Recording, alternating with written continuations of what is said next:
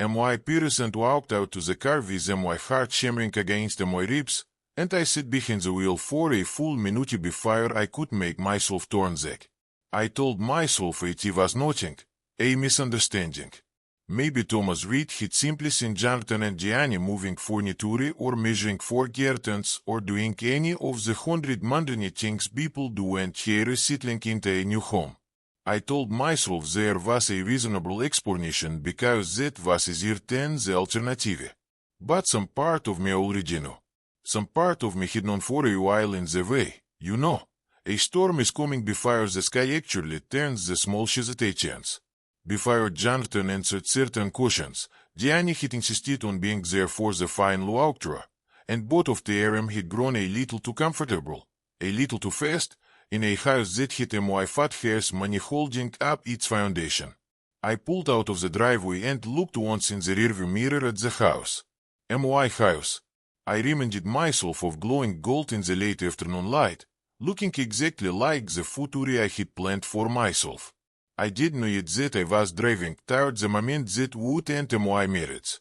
I only knew that whatever waited for me at Thomas Reed's front door, I needed to see it with my own eyes.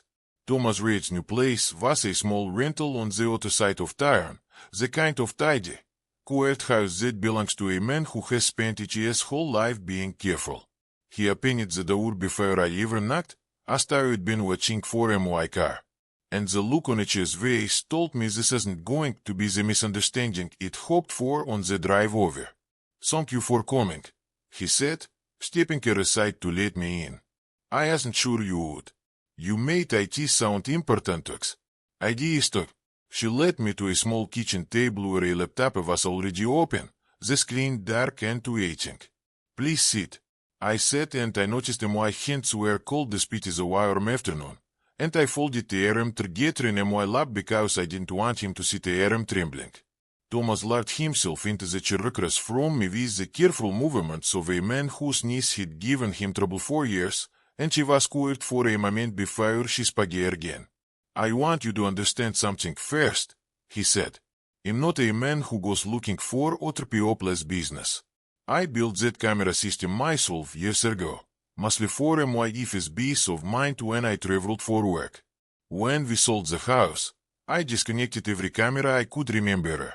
I missed one, the one behind the bookshelf in the living room, where an outlet I forgot even existed. I only found out it was still active because my cloud storage sent a notification that it was full. She paused. I went to delete the footage, and then I watched it. And I told in good conscience delete it without saying you first. "Show me," I said because I told bear the waiting anymore. He turned the laptop toward me and pressed play.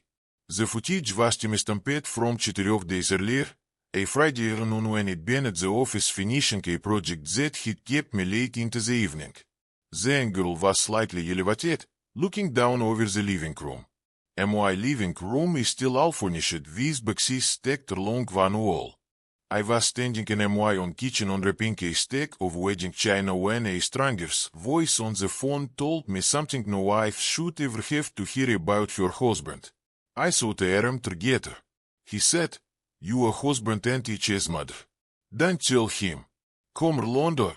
I stood there with a teacup in my hand, staring at the two people I trusted most in the world, laughing softly in my living room. And I understood in that instant that the life I thought I was building might already be gone. My name is Catherine Baker. And 7 days earlier, my husband Jonathan and I had closed on the house of our dreams, a two-story colonial with a wraparound porch and a garden bed. It already mapped out in my head for tomatoes and hydrangeas. I had put down most of the money myself and inheritance from my father, a man who spent 30 years teaching high school chemistry and never once complained about the modest life I gave him. She left me enough to make this house passable. And when I signed the closing papers, I remember her thinking that he would have been proud. I remember her thinking that finally, at 30 years old, I had built something permanent. The cold came on a Tuesday afternoon while boxes still lined the hallway and the smell of fresh paint hung in the air. I did recognize the number, so I almost let it go to voicemail. Something made me answer. Mrs. Baker, this is Thomas Reed. I sold you the house. I remembered him instantly. A soft-spoken man in HS-70s, a retired electrical engineer with kind eyes and a slight tremor in his hands when he shook mine at the closing table.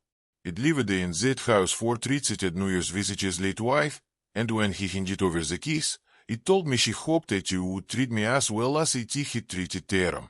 Am I right? Is everything all right? There was a pause long enough that I thought the call had dropped.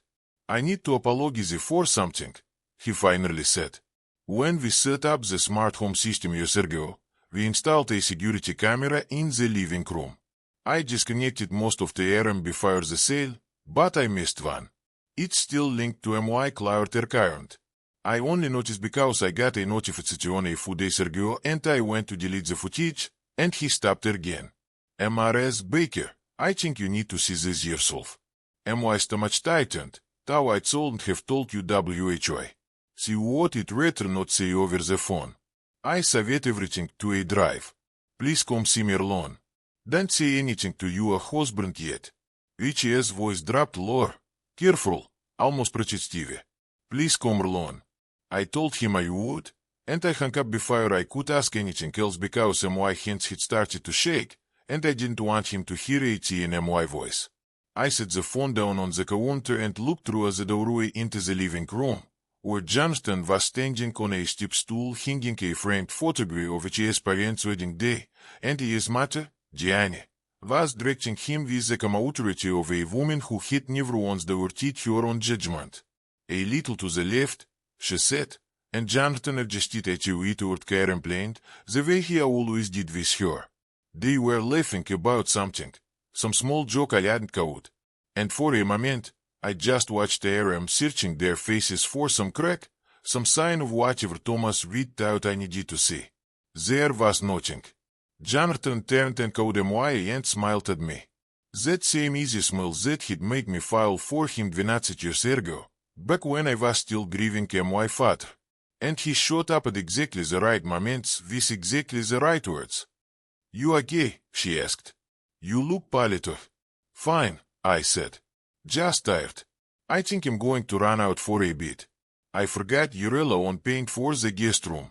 It was a lie, smutenti mediati, and it frightened me a little how easily it game. Gianni glanced at me.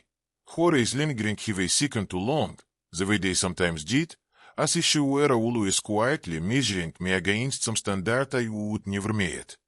Take your time, dear, she said. You finish up sheer talks. I grabbed my kiss and,